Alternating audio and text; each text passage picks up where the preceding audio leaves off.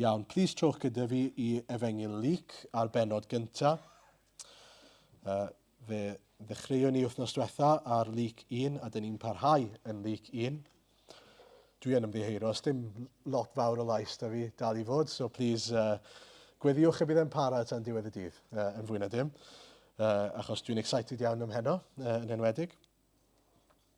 Ond dyn ni'n mynd i edrych bore yma te, a os chi'n cofio wythnos diwetha, recap bach i chi cyn mynd i'n darllen, wnaethon ni edrych ar hanes Zacharias ac Elizabeth. Os chi'n cofio, Duw yn dod trwy'r angel te at Zacharias ac yn esbonio iddo fe nawr bod Elizabeth yn mynd i gael plentyn, yr un fydd yn arwyddbost i'r Meseia, yn pwyntio ni at y Meseia yn ôl y gair. A beth oedd hwnna'n neud, oedd e'n clymu geiriau ola Duw yn yr Hen Testament gyda nawr y Testament Newydd, gosod popeth mewn ffram yn barod ar ein cyfer ni. A beth ni'n dod i weld yw fod gwaith yr angel Gabriel ddim cweit wedi gorffen eto. Felly, Luc 1:26 ymlaen at 56. Yn y 6fed mis, anfonwyd yr angel Gabriel gan Dduw i dref yng Galilea o'r enw Nazareth, at wyrif oedd wedi ei dyweddio i ŵr o'r enw Joseph o di Dafydd. Mair oedd enw'r wyrif. Aeth yr angel ati a dweud, henffych well, tydi yr un yr rhoddodd Duw ei ffafr iddi. Mae'r arglwydd gyda thi. Ond cythryblwyd hi drwyddi gan ei eiriau, a cheisio ddirnad pa fath gyfarchiad a allai hwn fod. Medda'r angel wrthi, paid ag ofni Mair, oherwydd cefaist ffafr gyda Duw. Ac wele, byddi'n beichiogi yn dy groth ac yn esgor ar fab, a gelwi ef Iesu. Bydd hwn yn fawr, a mab y goruchaf y gelwir ef. Rhydd yr arglwydd Dduw iddo orsedd Dafydd ei dad, ac fe dirnasa ar di Jacob am byth, ac ar ei deyrnas ni bydd diwedd. Meddai Mair wrth yr angel, sut y digwydd hyn gan nad wyf yn cael cyfathrach a gŵr? Atebodd yr angel hi, daw'r ysbryd glân arnat, a bydd nerth y goruchaf yn dy gysgodi. Am hynny, gelwir y plentyn a genhedlir yn sanctaidd, mab Duw. Ac wele, y mae Elizabeth dy berthynas hithau wedi beichiogi ar fab yn ei henaint, a dyma'r 6fed mis i'r hon a elwyr yn ddiffrwydd, oherwydd ni bydd dim yn amhosibl gyda Duw. Dywedodd Mair, dyma law forwyn yr arglwydd, bydded i mi yn ôl dy air di. Ac aeth yr angel i ffwrdd oddi wrthi. Ar hynny, cychwynodd Mair ac aeth ar frys i'r mynydddir, i un o drefi Juda. Aeth i di Zacharias a chyfarch Elizabeth. Pan glywodd hi gyfarchiad Mair, llamodd y plentyn yn ei chroth a llanwyd Elizabeth ar ysbryd glân. A llefodd a llais uchel, bendigedig wyt ti ymhlith gwragedd, a bendigedig yw ffrwyth dy groth. Sut y daeth i'm rhannu fod mam fy arglwydd yn dod ataf? Pan glywais dy lais yn fy nghyfarch, dyma'r plentyn yn fy nghroth yn llamu o orfoledd. Gwyn ei byd yr hon a gredodd y cyflawnid yr hyn a lefarwyd wrthi gan yr arglwydd. Ac meddai Mair. Y mae fy enaid yn mawrygu'r arglwydd, a gorfoleddodd fy ysbryd yn niw fy ngwaredwr, a mi ddo ystyried distadledd ei law forwyn. Oherwydd wele o hyn allan, fe'n gelwir yn wynfydedig gan yr holl genedlaethau, oherwydd gwnaeth yr hwn sydd nerthol bethau mawr i mi, a sanctaidd yw ei enw ef. Y mae ei drigaredd o genhedlaeth i genhedlaeth i rhai sydd yn ei ofni e. Gwnaeth yr ymister a'i fraich, gwasgarodd yr ai balch ei calon, tynnodd dywysogion oddi ar ei gorseddau a dyrchafodd y rhai distadl. Llwythodd y newynog a rhoddion ac anfonodd y cyfoethogion ymaith yn waglaw. Cynorthwyodd ef Israel ei was, gan ddwyn i'w gof ei drigaredd, fel y llefarodd wrth ein hynafiaid ei drigaredd wrth Abraham a'i had yn dragywydd. Ac arhosodd Mair gyda hi tua 3 mis, ac yna dychwelodd adre. Amen. Iawn, felly dyna'r olygfa yn gyntaf te, i ni wedi cyrraedd y pwynt nawr, mae'n 6fed mis, fel chi'n gweld. Hynny yw, 6fed mis o feichiogrwydd Elizabeth. Dyna beth ni'n dod i ddysgu fan hyn. A yn yr amser yna nawr yn amser penodol yna, mae'r angel yn dod yn ôl ar drip arall a tro mae i siarad gyda Mair. A'r pwynt cyntaf sydd gyda ni bore yma yw fod Duw yn dewis bendithio y distydl. Mae Mair yn neud hynny'n glir yn ei chan, yn ei newydd glywed hynny, ond mae Duw yn dewis bendithio y distydl, y rhai sydd yn ddinod, y rhai sydd yn isel, y rhai sydd yn ostyngedig. Mae Luc yn rhoi manylion od iawn i ni ynglyn â Mair. Sa'n gwybod os chi wedi sylwi, ond dyw'r Beibl ddim fel arfer pan mae rhywun yn cael ei disgrifio, dyw'r Beibl ddim fel arfer yn disgrifio rhywun fel wyryf. Dim dyna fel arfer y disgrifiad cyntaf am rhywun. Ond fan hyn, dyna sydd yn digwydd. I ni hefyd yn clywed chydig o bethau am Nazareth fan hyn, bod e'n mynd i Nazareth at wyryf oedd wedi dyweddio. Felly mae hi wedi dyweddio, a mae hi wedi dyweddio Joseph sydd ddod i Dafydd. Mair oedd enw'r wyryf. Mae Luc yn trio neud pwynt fan hyn, right? Am y pethau yma. Pam fod y pethau yma i gyd yn bwysig? Wel, yn gyntaf, pam fod Nazareth yn bwysig? Wel, mae Nazareth yn bwysig achos fod Nazareth ddim yn bwysig, os yw hwnna'n neud sens. Achos fod Nazareth mor amhwysig y pryd hynny. Oedd Nazareth yn le mor ddiynod, os chi'n cofio, a chi edrych lan, Ioan 1, adnod 46, mae Philip yn siarad gyda Nathanael ac yn dweud wrth Nathanael, dyma Iesu o Nazareth, fe yw'r Meseia, fab Dafydd, ac yn y blaen. A ymateb Nathanael yw, all dim da ddod o Nazareth, hynny yw, Nazareth, o'r twll yna. O'n i wedi meddwl fydden ni'n derlunio yr un math o beth gyda Roleo Gymru, ond o'n i ddim eisiau neud ar y gofn bod hwnna'n insulting i rywun. Ond jyst triwch ddychmygu rhyw le bach yn ganon unman, a stym byd iddo fe, stym statws iddo fe, stym hanes i'r lle yna, a mae jyst yn cael ei adnabod fel y lle, sneb eisiau byw, sneb eisiau bod, chybod, stym byd da wedi dod o'na eriod. Ac o fyna, neu i fyna mae Duw yn mynd, ac o fyna mae Duw yn dewis yr un fydd yn fam i'r gwaredwr. Na chi anhygoel. Yn ail wedyn, mae hi'n cael ei disgrifio fel wyryf wedi dyweddio a Joseph o di Dafydd. Nawr pam fod hwnna'n bwysig? Wel, mae'n bwysig oherwydd dau beth, yn gyntaf y ffaith bod hi ddim wedi cael cyfathrach. Mae hwnna'n bwysig oherwydd fod yr arglwydd yn mynd i genhedlu baban ynddi hi trwy'r ysbryd glân. Mae hwnna'n bwysig. Ac yn ail, mae hi wedi dyweddio gyda Joseph. Pryd hynny, oedd 3 cham i briodas, right? Nid fel i ni wneud oedd e'n wahanol. Cam 1 oedd fod 2 deulu yn dod at ei gilydd, a gallai hyn ddigwydd reit ar ddechrau bywyd rhywun.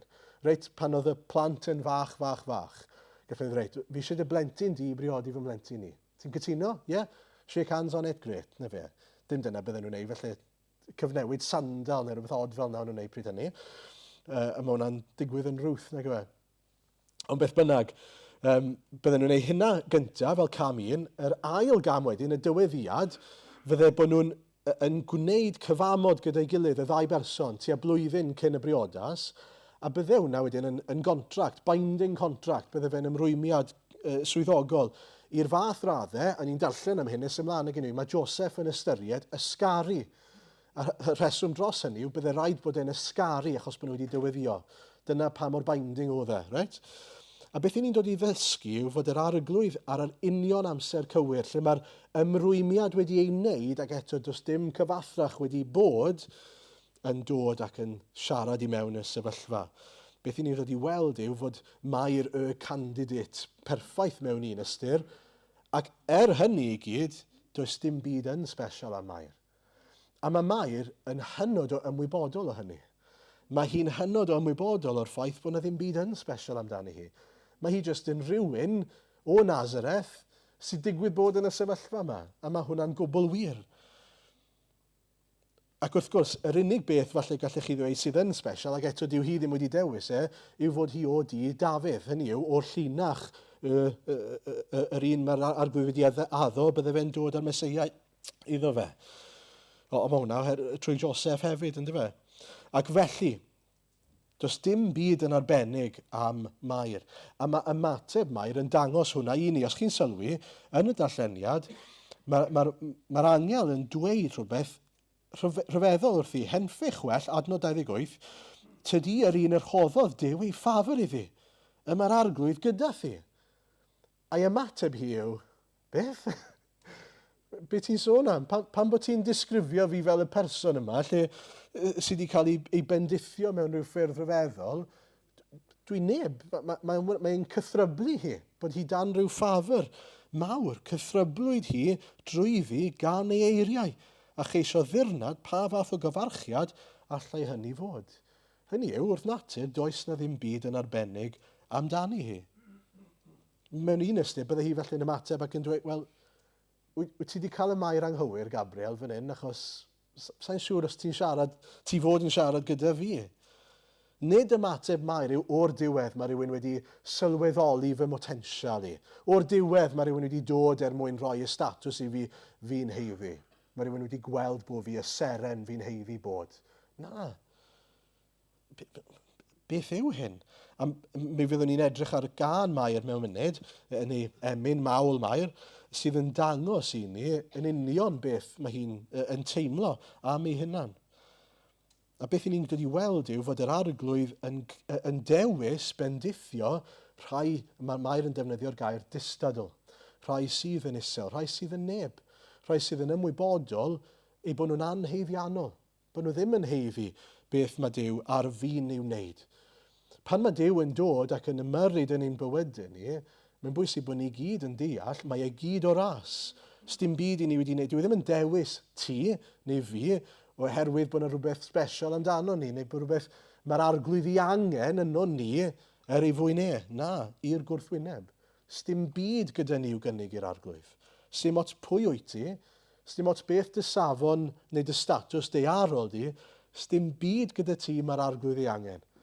A nid dyna pa mae e'n dewis achub di.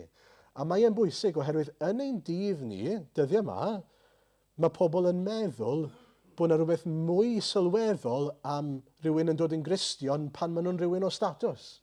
A mae pobl sydd o statws bydol yn cael ei dyrchafu weithio oherwydd hynny. Be sy'n aml yn digwydd pan mae yna rhywun adnabyddus neu rhywun eisiau cael gafel arnyn nhw, eisiau rhoi nhw ar ryw lwyfan, yn straight away, pan maen nhw'n Gristnogion ifanc, heb unrhyw brofiad, a maen nhw'n cael ei dyrchafu am hynny. Ond y reality yw, nid dyna pan maen nhw wedi cael ei achub os maen nhw wedi cael ei achub. Maen nhw wedi cael ei achub oherwydd fod yr arglwydd wedi tosturio tuag ati nhw, wedi gweld eu bryntni nhw, a wedi dewis eu hachub nhw, fel chi a fi. A mae'n bwysig bod ni'n gweld pobl fel mae Duw yn gweld pobl, nid fel mae'r byd yn mesur pobl. A mae hynny mewn gwirionedd yn thema trwy y testun yma i gyd. Mae Mair yn cael ei dyrchafu o fod yn neb i fod yn llestr yr arglwydd.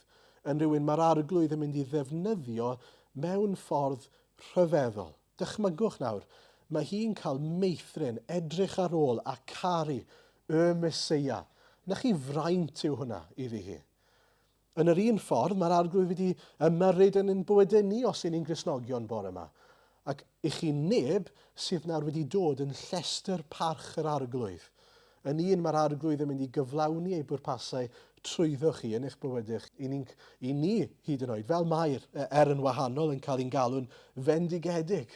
A gwyn ein byd ni oherwydd fod yr arglwydd wedi tosturio tuag ato ni rai distydol, rhai sy'n ymwybodol o'n angen ni ac yn isel ger bron yr arglwydd. Nawr, mae hwnna'n dod â fi at yr ail bwynt. Mwyn gwerthfawrogi'r hyn mae'r arglwydd wedi wneud drosto ni, mae angen persbectif nefol arno ni, nid persbectif bydol. Be dwi'n ei olygu gan hynny yw, os fydde Mair yn edrych ar ei bywyd hi o safbwynt bydol, bydde hi wedi digaloni, nid wedi canu emyn o fawl i'r arglwydd. Hynny yw, a mae hynny'n wir i ni gyd i raddau, os persbectif bydol ar fy mywyd i gyda fi, dwi'n meddwl am fy mywyd i'n nghyd-destun beth i fi moyn o safbwynt bydol.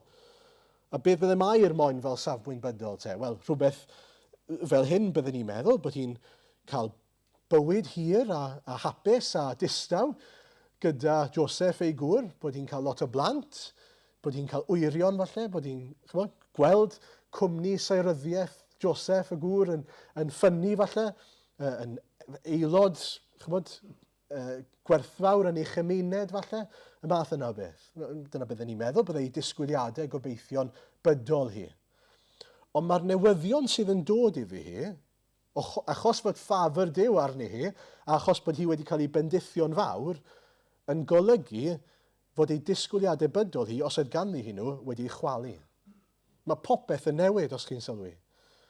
Yn sydyn, mae'r bobl yna sydd yn meddwl fod Mair, y ferch ifanc lyflu yma, maen nhw'n mynd i edrych lawr arni hi o hyn ymlaen.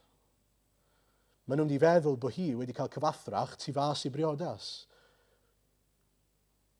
Yn sydyn, mae hi yn mynd i fod yr un, a ni'n dod i ddysgu hyn nes ymlaen, wrth gwrs, just ar ôl i Iesu gael ei eni, mae hi'r un sydd yn mynd i weld ei mab ei hun, a mae hi'n gwybod bod e'n ddieog yn hongian ar bren yn ei 30au. Allwch chi ddychmygu'r fath boen yw hwnna? Fath ddioddefaint? O safbwynt bydol, i chi'n meddwl, dychmygwch nawr bod chi'n, sa'n gwybod os chi'n journalo yn sgrifennu pethau lawr ddydd ar ôl dydd, beth yw'ch gobeithio chi pan ych chi'n tyfu lan? Wel, fi'n gobeithio bydd pawb yn gwmpas i'n meddwl yn wael ohonau. Fi'n gobeithio byddai'n gweld fy mab yn hongian pan byddai'n 35 mlwydd oed. Na, nid dyna byddai'ch gobeithio'n chi, ar eich cyfer eich hunan. Ac eto, oherwydd bod hi nawr wedi ei dewis, o safbwynt bydol, mae bywyd yn mynd i fod yn lot mwy cymleth. Mae'n mynd i ddioddau rhai pethau. Mae Joseph, o bosib, yn mynd i amau. Mae'n siŵr bod hi'n meddwl hynny. Nag yw i pan mae'n clywed y newyddion yma. Mae'n siŵr bod hi'n meddwl, ydy Joseph yn mynd i gredu fi pan fi'n gweud hyn wrtho fe. Beth os nag yw yn credu fi? Mae yna gymaint o what ifs, mae yna gymaint o ofnau, mae yna gymaint o bethau nawr sydd yn digwydd, sydd tu hwnt i'w disgwyliadau hi a'i gobeithio'n hi o safbwynt bydol. Ond yn gymaint pwysicach ac yn gymaint gwell ac yn gymaint uwch na hynny, yw'r ffaith fod Duw wedi ei dewis hi i fod yn fam y gwaredwr Iesu Grist. A chi'n gweld y pwynt yw hyn, na, byddai hi ddim wedi dewis y pethau yna. Ond os byddech chi'n o'r opsiwn iddi hi, wyt ti eisiau dewis dy fywyd di dy hunan i fod yn dawel fan hyn, neu dewis hyn yn unol ag ewyllus Duw, sef bod ti'n fam y Meseia, cael y fath anrhydedd, byddai hi wedi dewis hwnna. Byddai wedi deall, mae'r arglwydd wedi fy mendithio fi gymaint fod e'n werth cymryd rhan yn y dioddefaint yma, a wynebu'r dioddefaint yma. A dyma'r pwynt, pan ni'n edrych ar ein bywydau ni, mae e mor rhwydd ffocysu mewn ffordd bydol ac ar persbectif bydol.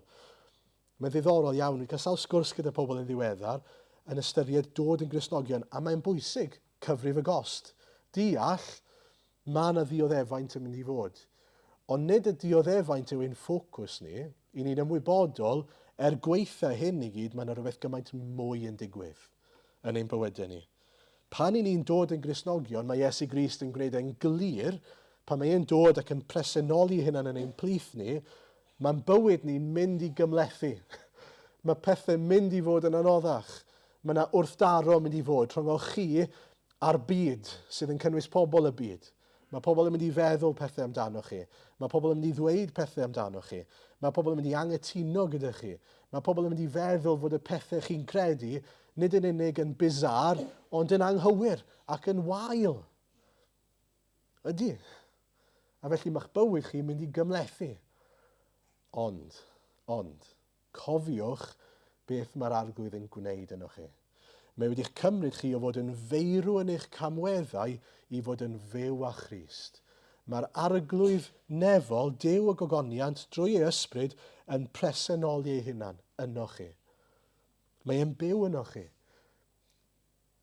Chi'n eiddo iddo fe. Chi'n llestri parch yn ei ddwylo fe. Na chi fraint yw hwnna. I chi nawr yn cael byw gogoniant Christ Iesu. Mae yna bwrpas i'ch bywyd chi. A nid yn unig hynny, i chi'n etifeddion teyrnas nefoedd. I chi'n cael y fraint, fel mae Paul yn galw fe, y rhagoriaeth o adnabod Crist, a cael rhannu yn ddioddefiadau Crist. Na beth mae Paul yn dweud yn Philippiaid 3, ynddo fe? Dwi'n ystyried y cwbl sydd gan y byd i'w gynnig yn sbwriel ar bwys yr agoriaeth o adnabod Crist. A y fraint o gael rhannu yn ei ddioddefiadau. A nid dioddefiadau bach oedd Paul yn siarad amdano, ynddo fe?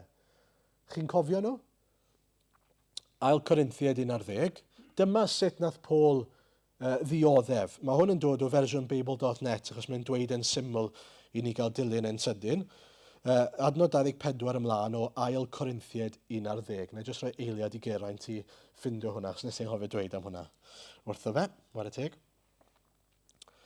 Ail Corinthiaid 11, adnod 24 ymlaen.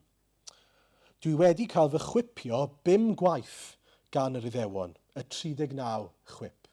Okay? 39 chwip times 5. Dwi wedi cael fy nghiro a ffyn 2 gwaith gan y Rhufeiniaid. Un tro cafodd cerig ei taflu atai mwyn fy lladdu. Dwi wedi bod mewn llongddrylliad 2 gwaith. Un o'r troion hynny, roeddwn ni yn y môr am dros 4 awr ar 20, 24 awr. Yn ystod yr holl deithio di-baid, dwi wedi bod mewn peryg gan afonydd, gan ladron, gan fy mhobl fy hun, a phobl o genhedloedd eraill. Dwi wedi bod mewn peryg mewn dinasoedd wrth deithio drwy dir anial ac ar y môr, a hefyd gan y dynion sy'n cymryd arnyn nhw eu bod nhw'n Gristnogion. Dwi wedi gweithio'n wirioneddol galed ac wedi colli cwsg yn aml. Wedi profi newyn a syched a mynd heb fwyd yn aml. Dwi wedi dioddef o oerfel ac wedi bod heb ddigon o ddillad i gadw'n gynnes. A heb sôn am ddim arall, dwi dan bwysau bob dydd o achos y concern sydd gen i am yr eglwysi i gyd. Dyw Paul ddim yn siarad fan hyn fel petai wedi cael bywyd moethus. Mae Paul wedi cael un o'r bywydau anoddau allwn ni ddychmygu fel Cristion. Ac eto mae'n dweud, dwi'n ystyried y cyfan yn sbwriel ar bwys yr agoriaeth o adnabod Crist Iesu a cael rhannu yn ei ddioddefiadau. Gwell perthyn i Grist a bod yn etifedd teyrnas Crist Iesu, cael bod yn frawd ac yn fab y Duw byw, nag yw ei fod yn farw yn fy nghamweddau a cael bywyd rhwydd. Mae gyda chi'r ffordd cul neu'r ffordd eang, y ffordd lydan. Mae hwnna'n rhwydd, mae'n smooth rolling, costo. Os ych chi eisiau costo, costwch chi i uffern, coast away. Mae bywyd y Cristion yn droellog, yn anodd. Chi'n mynd i ffindo bod chi'n profi lot o boenau. Ond mae'r breintiau sydd yn dod mas o hynny yn rhagorol.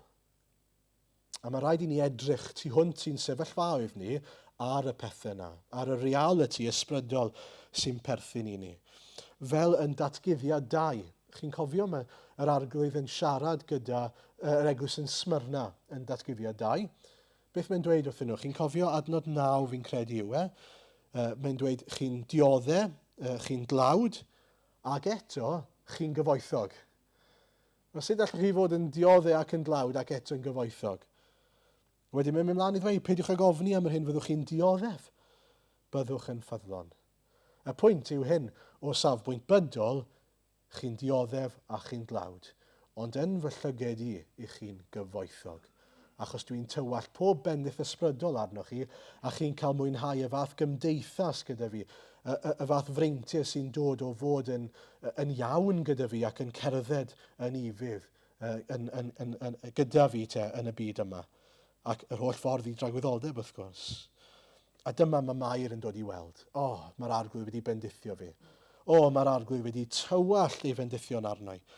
A dyma beth i ni'n dod i weld yn y darnau nesaf. Yn gyntaf, mae Elizabeth yn gweld hyn. Nid chi sylwi ar hynny? Beth yw ymateb Elizabeth i beth sydd wedi digwydd? Yw Elizabeth, druan at ti. Be mae pobl yn mynd i weid amdano ti nawr? Na. Mae Elizabeth yn dweud, adnod 42, bendigedig wyt ti ymhlith gwragedd a bendigedig yw ffrwyth dy groth. Sut y daeth i'n rhannu fod mam fy arglwydd yn dod ataf? Waw, mae mam fy arglwydd i wedi dod i weld fi. Bendigedig wyt ti. Wyt ti'n sylweddoli pwy wyt ti? Ti yw mam fy gwaredwr i. Na chi anhygoel yw hwnna. A mae hi'n ymhyfrydu yn beth mae'r arglwydd yn gwneud o'i blaen hi. Bendigedig wyt ti. Gwyn dy fyd i, mae'n mynd mlaen i ddweud, adnod 45. Gwen ei byd yr hon a gredodd y cyflawnyd yr hyn a lefarwyd wrthi gan yr arglwydd. Gwyn dy fyd ti, dy fod ti wedi credu yn yr arglwydd a wedi bod yn ffyddlon. A ni'n gwybod hynny achos mae hi'n newydd dweud, dyma law forwyn yr arglwydd, bydde di mi yn ôl dy air di. Mae'n plygu ewyllus yr arglwydd ar gyfer ei bywyd hi. Nid dadle, nid chwerwi gyda'r arglwydd. Arglwydd dim dyma'r bywyd o'n i eisiau. Na, arglwydd, gna di yn ôl dy air di, achos ti'n gwybod yn well. Ti wedi dewis bendithio i'n dystadol fel fi. Mor aml i ni eisiau bod yn y driving seat ac i ni'n meddwl bod ni'n gwybod beth sydd orau ar ein cyfer ni. I ni'n meddwl bod ni'n gwybod beth yw bendith ar ein cyfer ni. Bydde Mair byth wedi dychmygu y math yma o fendith arni hi. Alla i dystio hynny pan o'n i'n tyfu lan, o'n i'n fab i weinidog ac y peth ola o'n i eisiau bod oedd gweinidog yn hynna'n. Bydden ni byth di dewis bod yn weinidog. O'n i'n gweld yn had yn gorfod wynebu pob math o bethau. Bydden ni byth wedi dewis hwnna. O gwbl, allan gweithio chi gymaint, bydden ni byth wedi dewis hwnna. Ac eto, des i'n Gristion. A dyma'r arglwydd yn galw fi. Ond sa eisiau bod unrhyw le arall, ond am yng nghanol ewyllus Crist ar yng nghyfer i. A sdim lle gwell i fi na bod yng nghanol lle mae'r arglwydd eisiau fi fod. Sdim lle gwell ar eich cyfer chi na lle mae'r arglwydd yn ewyllysio i chi fod. A mae'r un peth yn wir i Mair. A falle bod yna bethau anodd am hwnna. Ond mae'r arglwydd yn ffyddlon, a mi fydd yn eich bendithio chi. Mi fydd yn cyflawni bwrpasau eich daioni chi ac yr ei ogoniant A dyn ni'n gweld fod Mair yn dalgafel ar hyn ac yn deall hyn. Achos edrychwch ar y gân mae hi'n canu. Edrychwch ar ymateb Mair, a ni'n gorffen gyda hyn te. Adnod 46 ymlaen, y mae fy enaid yn mawrygu'r arglwydd. Mor fawr yw'r arglwydd. Dwi'n gorfoleddu yn yw. Dwi'n gorfoleddu yn fe. Mae yna bethau anodd dwi angen gweithio mas, a dyn ni'n mynd i ffindo mas sut maen nhw'n gweithio mas yn y dyfodol. Ond, dwi'n gorfoleddu yn yw fy ngwaredwr. Pam? Achos mae wedi ystyried fi. Fi, ei law forwyn. A dystadledd ei law forwyn. Chi'n sylwi, mae hi'n gwybod beth yw ei rôl hi yn y berthynas. Llaw forwyn yr arglwydd. Mae'n gweud e dwy waith. Nid partner diw, llaw forwyn yr arglwydd. A mae hwnna mor bwysig, gwas yr arglwydd ydw i, a llaw forwyn neu gweisio yn yr arglwydd ydych chi. Nid partners. Dyn ni ddim yn mynd at yr arglwydd, dyma beth i fi meddwl, okay? Ni'n gallu dadle gyda tylerau? Na. I ni'n llaw forwyn, i ni'n weisio yn yr arglwydd. I ni'n dod ac yn plygu iddo fe. Gan wybod bod e'n caru ni, wrth gwrs. Nid bod e'n pwyso arno ni mewn ffordd gwael ac yn gwthio ni lawr. Achos sylwch, beth mae'r arglwydd wedi wneud i'r un sydd yn isel, yn ddistan nhw. Dyrchafu hi, codi hi lan. Nid gwasgu hi lawr, codi hi lan. A mae hi'n gallu gweld y reality yn y darlun mawr. Sylwch, oherwydd wele o hyn allan fe'n gelwyr yn wynfydedig gan yr holl genedlaethau. Mae hi'n gwybod, wel, falle am nawr, bydd pobl yn edrych arno ac yn smyco arno. Pwy mae hi wedi bod gyda nawr? Neu wedi bod gyda Joseph cyn priodi hyd yn oed? Sa'n ni gredu'r nonsens mae hi'n gweud. A dyna beth bydd wedi digwydd wrth gwrs. Ond mae hi'n gwybod maes o law. Mewn amser, bydd pobl yn ei ystyried hi'n wynfydedig, achos bod hi wedi cael ei dewis i fod yn ffyddlon i'r arglwydd. Mae'n gallu gweld pethau yng nghyd-destun yr efengyl a ddewidion Duw. Mae'n trysto yn yr arglwydd. A sanctaidd yw ei enw. Mae'r arglwydd wedi gwneud, yr hwn sydd nerthol, adnod 49, wedi gwneud pethau mawr i mi. Mae'n ymwybodol, heb fod yr arglwydd wedi ymyrryd a'i bywyd hi, heb fod yr arglwydd wedi camu mewn, byddai ddim wedi profi grym yr arglwydd a mawredd yr arglwydd yn gallu gwneud y fath beth yn ddi hi. A mae'r un peth yn wir i ni, wrth gwrs, gyda'n achubiaeth ni. Nerthol yw'r arglwydd, mawr yw'r arglwydd, yr un sydd wedi gwneud pethau mawr i ni. Mae wedi presennoli hynna yn ni, nid yn gorfforol trwy Iesu Grist, ond yn oriwch naturiol trwy'r ysbryd glân. Mae wedi rhoi bywyd newydd i ni. Mawr yw'r arglwydd a mae'n deilwng o fawl. A mae'n cydnabod eto, fel ni'n gweud ar y dechrau, mae'r cyfan o ras. Trigaredd Duw yw hyn. Dyw hi ddim yn honni fod unrhyw hawl gyda hi hyn, neu bod hi'n yn dda mewn rhyw ffordd ac yn heiddi cael cydnabyddiaeth am rhywbeth. Mae'n dweud y mae ei drigaredd o genhedlaeth i genhedlaeth i rai sy'n ei ofni. Gwnaeth rymister a'i fraich, gwasgarodd yr ai balch ei calon a tynnodd dywysogion oddi ar ei gorseddau a dyrchafodd y rai distadol. Llwythodd yn ewynog ar hoddion ac anfonodd y cyfoethogion ymaith yn waglaw. Mae'n clodfori'r arglwydd am natur Duw. Mae'n nabod Duw. Mae'n gwybod pa fath o Dduw sydd gyda hi. Un sydd yn tynnu lawr y bobl sydd yn meddwl bod nhw yn rhywun ac yn dyrchafu'r bobl sy'n cydnabod eu bryntni a'i hangen nhw, a'i gwendid nhw. A'r cwestiwn mawr fyna, wrth gwrs, yw beth amdano ni, lle ni'n sefyll. Ydy ni wedi cydnabod i ni gyd yn frwnt, i ni gyd yn anghennus, i ni gyd yn ewynog am yr arglwydd. Cwestiwn arall yw ydyn ni wedi cydnabod hynny. Ydyn ni'n gweld hynny mwyn i'r arglwydd ein dyrchafu ni. I ni gweld trwy hanes yr Hen Testament i gyd mewn gwirionedd, y ffordd mae Duw yn gallu tynnu lawr y bobl yma sy'n meddwl i bod nhw'n rhywun pwysig. Mae'n troi y byrddau ar bobl trwy'r amser. Pobl sydd yn meddwl bod nhw'n iawn ac yn mynd i fod yn fuddugoliaethus yn erbyn pobl Dduw. Ac eto, fel welson ni'n ddiweddar yn ail brenhinoedd hyd yn oed, byddin Syria troi'r cyfan rownd, lle mae nhw'n benni lan yn nwylo pobl Dduw. Nag yw'n rhyfeddol y ffordd mae Duw yn gweithio. A mae'n rhoi gymaint o heddwch i ni, achos beth mae'n dangos i ni yw, dyw'r arglwydd ddim yn chwilio am bobl dda. Dyw'r arglwydd ddim yn chwilio am bobl sydd o statws. Does dim rhaid i ni ymdrechu i drial bod yn rhywbeth allwn ni ddim bod.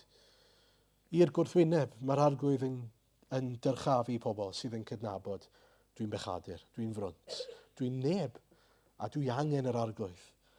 Na chi ryddid mae hwnna'n rhoi i ni. Dim byd gwath os chi wedi siarad gyda rhywun sydd o ryw grefydd ffals sydd yn dweithio nhw, mae rhaid i chi gyrraedd rhyw safon. Mae rhaid i chi wneud hyn a hyn. Mae rhaid i chi weithredu i rhyw bwynt, y pwynt yma'r pwynt arall.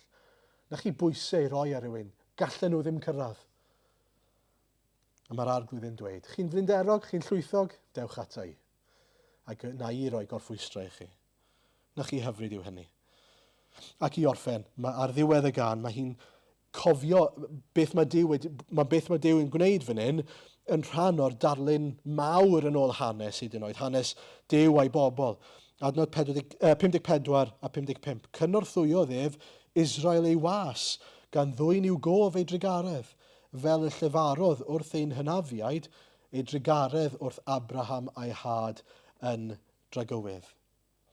Nid yn unig mae hi'n sylweddoli fod Duw wedi bod yn drigarog wrthi hi a'r fraint yma fod hi nawr yn fam yr arglwydd, y Meseia, yn cael meithrin y Meseia, ond yn y darlun mawr i gyd, mae'n sylweddoli y Meseia yma sy'n dod yw beth oedd Duw wedi gaddo yn ei drigaredd i Abraham, reit o'r dechrau. Mae'r arglwydd yn cadw ei addewid. Mae wedi dwyn i gof ei drigaredd, fel y llefarodd wrth ein hynafiaid. Mae hi'n deall, mae beth sy'n digwydd fan hyn yn fwy na just hi, mae'n rhan o'r darlun mawr, y darlun iachawdwriaeth Duw te, ar gyfer pawb. A mae hi'n rhyfeddu at hynny, fod hi'n cael bod yn rhan o'r darlun mawr. Yn yr un ffordd, pan mae'r arglwydd yn dod ac yn ein bendithio ni trwy agor ein llygyd ni i'r efengyl, mae eisiau ni ddeall i ni'n rhan o rhywbeth mwy na just ni. Mae iachawdwriaeth yn fwy na just ni, nag yw mae'n rhan o ddarlun mawr o'r arglwydd. A mae hwnna'n rhyfeddol, y ffordd trwy hanes, mae'r arglwydd yn achub unigolion ac eto'n defnyddio unigolion yn mwyn pethau rhyfeddol ymhlith cenhedloedd a pobloedd gwahanol. Mae'n rhyfeddol i feddwl fod Mair nawr yn mynd i fod yn un yn wynfydedig ac trwyddi hi bydd cenedlaethau yn cael ei bendithio. Nid trwyddi hi'n uniongyrchol, wrth gwrs, trwy Iesu, ond mae hi'n cael bod yn rhan o hynny. Ac i ni'n cael bod yn rhan o rhywbeth sydd yn fwy na ni'n hunan. I ni'n cael bod yn rhan o ddatgan dirgelion yr efengil i bobl sydd o'n cwmpas ni. Gweld Duw yn gweithio yn ein plith ni, yn ein tre ni heddi.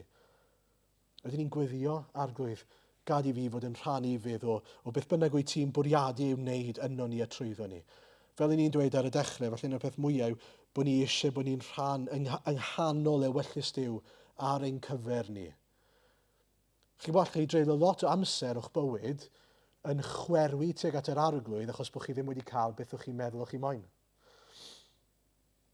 Bod chi'n edrych yn ôl ar eich bywyd yn meddwl, o'n i rili wedi bod eisiau hyn a profi llall ag arall, a di'r arglwydd ddim wedi rhoi i chi. A chi'n chwerwi tuag at yr arglwydd, achos dyw pethau ddim wedi mynd fel o'ch chi moyn. Yn lle bod ni'n deall yn ei ragoriaeth, yn ôl ei ewyllus perffaith, mae beth bynnag mae wedi rhoi ar eich plat chi yn well ar eich cyfer chi, achos ei ewyllus yw e. Nawr wrth gwrs, mae yna cafiat i hynny, oherwydd os i ni'n gwyro oddi wrth ei ewyllus ar ein cyfer ni, i ni'n mynd i ddioddau. Mae yna obligiadau, os i ni'n pechu ac yn syrthio i bechodau ac yn y blaen, mae yna obligiadau hynny.